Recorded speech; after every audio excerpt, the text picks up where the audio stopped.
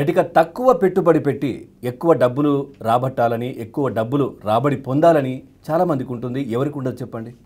So అంటే చాలా ఇటు మార్కెట్లో కూడా చాలా రకాలైనటువంటి ఇన్వెస్ట్మెంట్ స్కీమ్స్ కావచ్చు, ఇవన్నీ ఉన్న పరిస్థితి కనిపిస్తూ ఉంది. చాలామంది కూడా వాటిపైన ఇన్వెస్ట్ చేసి మోసపోతుంటారు. ఎవరో చెప్పిన మాటలు విని దాంట్లో తప్పుగా అంటే ఇన్వెస్ట్ చేసి దాంట్లో మోసపోయిన సందర్భాలు చాలా చూస్తూనే ఉంటాం. సో ఇప్పుడు తక్కువ డబ్బులు అంటే ₹1,00,000 ఇన్వెస్ట్ చేసి దాంట్లో దాదాపుగా గ్రాడ్యువల్గా ₹1,00,00,000 ఏ విధంగా సంపాదించవచ్చు, తక్కువ పెట్టుబడి ఒక సరైన మార్గంలో ఏ విధంగా ఎక్కువ డబ్బు సంపాదించవచ్చు అనేది మనం ఇప్పుడు మాట్లాడదాం. మనతో మాట్లాడడానికి కామర్స్ రంగంలో 21 డిగ్రీలు పొందినటువంటి, ప్రపంచ రికార్డులు కూడా నెలకొల్పినటువంటి డాక్టర్ జీవి రావు గారు ఆర్థికవేత్త మనతో పాటు స్టూడియోలో ఉన్నారు. వారితో మాట్లాడి దీనికి సంబంధించినటువంటి చాలా అంశాలు చర్చిద్దాం. జీవి రావు గారు నమస్తే అండి. అసలు ప్రధానంగా ఈ ప్రపంచంలో ఏ మానవుడికి కూడా కష్టపడకుండా విజయం దక్కదు అని చెప్పేటువంటిది మొట్టమొదటిగా గమనించాల్సిన విషయం అండి. నేను చెప్పేటువంటిది ఏంటంటే, ఏ వ్యక్తికైనా సరే తను పెట్టుబడి పెట్టాల్సింది ఫస్ట్ అండ్ ఫార్మోస్ట్ తన మీద తను పెట్టుబడి పెట్టుకోవాలండి. ఏ వ్యక్తి కూడా అంటే విద్య మీద ప్రతి వ్యక్తి కూడా తను ముందు విద్యావంతుడైతే అది తను ధనం సంపాదించడానికి మొట్టమొదటి ఆయుధం అవుతుంది. అలాగే తన యొక్క జీవితాన్ని మెరుగుపరుచుకోవాలంటే, వ్యక్తిత్వాన్ని ఎలా పెంపొందించుకోవాలన్నా, తన యొక్క నైపుణ్యాన్ని పెంపొందించుకోవటానికి కొంత పెట్టుబడి పెట్టుకోవటం అనేటువంటి ప్రతి వ్యక్తి చేయాల్సినటువంటి మొట్టమొదటి పని.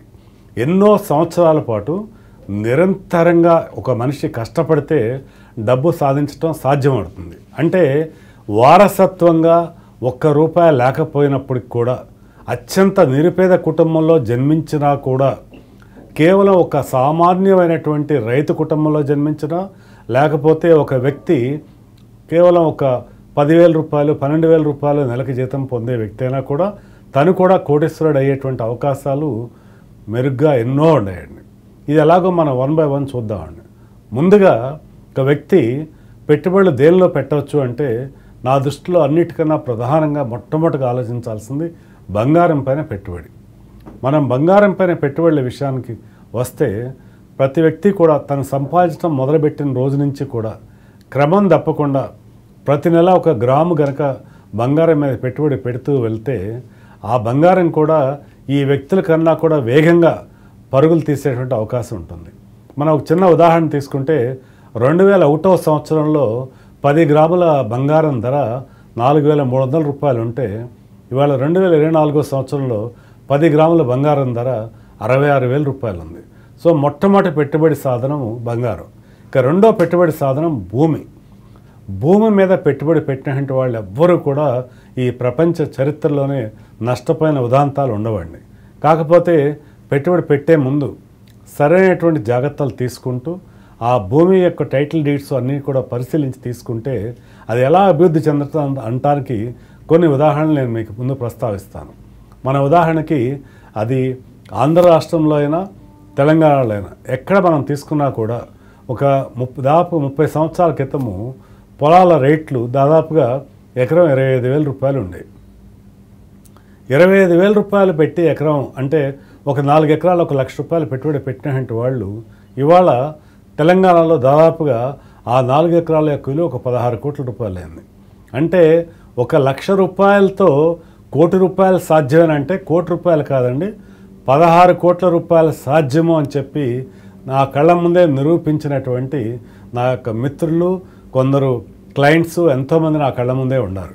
అంటే ₹1,00,000 పెట్టుబడి 16 కోట్లుగా ఎలా మారింది అంటే కేవలం భూమి మీద పెట్టుబడి మాత్రమే. అయితే దీనికి కావాల్సింది ఏంటి? క్రమం తప్పకుండా పొదుపు చేసుకోవటం. ఆ పొదుపు కొంత నిర్దేశిత మొత్తం అయిన తర్వాత ఆ యొక్క మొత్తాన్ని తీసుకెళ్ళి భూమి మీద పెట్టుబడి పెడతాం.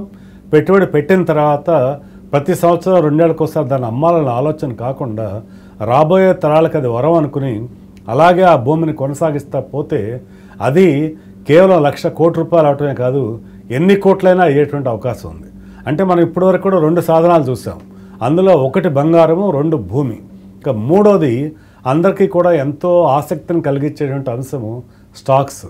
స్టాక్స్లో ఇన్వెస్ట్మెంట్ అనగానే దీనిలో అవలేలుగా డబ్బు సంపాదించవచ్చని కొంతమంది భ్రమపడతారు. అది అవలేలుగా సంపాదించడం సాధ్యపడదు. కాకపోతే దీనిలో కూడా క్రమశిక్షణతో ఉంటే స్టాక్ మార్కెట్లో కూడా డబ్బు ఎంతైనా సంపాదించవచ్చు అనడానికి కొన్ని చిన్న ఉదాహరణలు మనం తీసుకుందాం. మనం ఎక్కువ దూరం కూడా వెళ్ళక్కర్లేదండి. 2023 సంవత్సరం ఏప్రిల్ నుంచి 24 మార్చి వరకు ఈ లాస్ట్ 11 మంత్స్లో జరిగినటువంటి స్టాక్ మార్కెట్ పెట్టుబడులు ఎలా పెరిగాయనేటువంటిది ఒక 4-5 స్టాక్స్ ఉదాహరణలు తీసుకుందాం. ముందుగా ఎంఆర్పిఎల్ అనేటువంటి కంపెనీ యొక్క ధరను గనక పరిశీలిస్తే ఏప్రిల్ 26వ తారీఖు నాడు ఎంఆర్పిఎల్ షేర్ రేటు ₹54.70 ఉంది. కేవలం ₹54.70 ఉన్నటువంటి ఈ యొక్క షేర్ రేటు ఈరోజు పరిశీలిస్తే ₹240 స్థాయికి వెళ్ళింది. అంటే ఒక 11 నెలల కాలంలో ₹54 షేరు ₹240కి వెళ్ళింది అంటే పెట్టుబడి 300% మించినటువంటి రిటర్ను అందించడం జరిగింది కేవలం 11 నెలల వ్యవధిలో. అలాగే రెండో share Tata investment corporation August 24వ తేదీ నాడు షేర్ ప్రైస్ను మనం పరిశీలిస్తే ఆగస్టు 31న సుమారుగా ₹2,437 ఉంది. అంటే ఆగస్టు 31 నుంచి మార్చి వరకు మనం సమయాన్ని కనుక తీసుకుంటే ఒక 8-9 నెలల మాసం మాత్రమే. ఈ 8-9 నెలల్లో ₹2,430 ఉన్నటువంటి టాటా ఇన్వెస్ట్మెంట్ కార్పొరేషన్ రేటు 8,800 స్థాయికి వెళ్ళింది. అంటే కేవలం 8 నెలల వ్యవధిలో నియర్లీ 300% రిటర్న్ ఇవ్వటం అనేటువంటిది మనం చూసాం. ఇది రెండో కంపెనీ. అలాగే మూడోది జొమాటో షేర్ని అందరూ కూడా తిరస్కరిస్తూ వచ్చారు. ఈ షేర్ ఇంకెందుకు పనికిరాదని చెప్పి అమ్మటం మొదలుపెట్టారు. అలా ఎదుటి వాళ్ళు అమ్ముతున్నటువంటి టైంలో కొందరు ఏప్రిల్ నెలలో దీన్ని పికప్ చేయటం మొదలుపెట్టారు. ఏ స్థాయిలో పికప్ చేయటం మొదలుపెట్టారంటే ₹53.95 స్థాయిలో పికప్ చేయటం మొదలుపెట్టి ఆ యొక్క పికప్ని అలా కొనసాగిస్తూ పోతే అది ఇప్పుడు ₹125 స్థాయికి వెళ్ళింది. అంటే 207% రిటర్ను ఇది కూడా ఒక 11 నెలల వ్యవధిలో మాత్రమే అందించింది.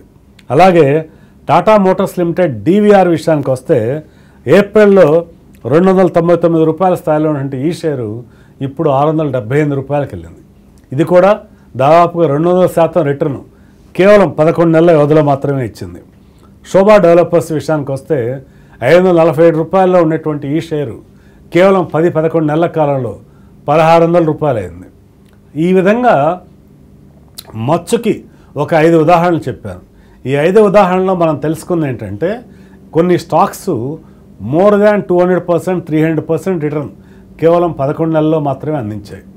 ఇదే పీరియడ్లో కొన్ని స్టాక్స్ వెల్త్ డిస్ట్రాయర్స్గా ఇన్వెస్టర్ యొక్క సంపదను కూలగొట్టాయి కూడా. అంటే స్టాక్లో ఇన్వెస్ట్మెంట్ మీరు ఏ స్టాక్లో చేసినా అది గ్యారంటీగా పెరుగుతుందని ప్రపంచంలో ఎవరు కూడా చెప్పలేరండి. మీరు జాగ్రత్తగా గమనిస్తూ ఒక స్టాకు అప్ ట్రెండ్లో కన్వర్ట్ అయినటువంటి పాయింట్ని కనుక ఐడెంటిఫై చేసి అక్కడి నుంచి ఇన్వెస్ట్ చేస్తూ వెళ్తే కనుక ప్రతి సంవత్సరం 300% రిటర్న్ అంటే కనుక ఆ తర్వాత సంవత్సరం ఒకవేళ తగ్గి కొంత 200% రిటర్న్ వచ్చినా ఓవరాల్గా ఒక 25-30% CAGR వస్తే కూడా 20 సంవత్సరాల కాలంలోనే ₹1,00,000 పెట్టుబడి ₹1,00,00,000 అయ్యేటువంటి అవకాశం ఉంది. రైట్. డాక్టర్ జీవీ రావు గారు, ఇందాక మీరు 5 స్టాక్స్ గురించి చెప్పారు. దాంట్లో ఎప్పుడెప్పుడు అవి తగ్గుతూ పోయాయి, ఏ విధంగా అవి పెరిగాయి అని చెప్పారు. దాని మీద ఇన్వెస్ట్ చేస్తే చాలా లాభాలు ఆర్జించవచ్చు అని కూడా మీరు చెప్పారు. సో ఇప్పుడు ఇవి మీలాంటి ఆర్థికవేత్తలకు కావచ్చు, లేదంటే స్టాక్ మార్కెట్ గురించి అవగాహన ఉన్న చాలామందికి వీటి గురించి అవగాహన ఉంటుంది. కానీ సామాన్యులు స్టాక్ మార్కెట్ మీద ఇంట్రెస్ట్ ఉన్నవాళ్ళు ఇన్వెస్ట్ చేస్తూ ఉంటారు. సో వాళ్ళు ఎట్లాంటి జాగ్రత్తలు తీసుకోవాలి, వాళ్ళకి ఏ విధంగా తెలుస్తుంది ఈ స్టాక్ మీద ఇన్వెస్ట్ చేయాలి, వీటి మీద చేయొద్దు అని? ఎందుకంటే బయట చాలామంది చెప్పిన మాటలు విని చాలామంది మోసపోతూ నష్టపోతూ కూడా ఉంటారు సామాన్యులు. సో వాళ్ళకి మీరు ఇచ్చే సలహాలు, సూచనలు ఏంటి?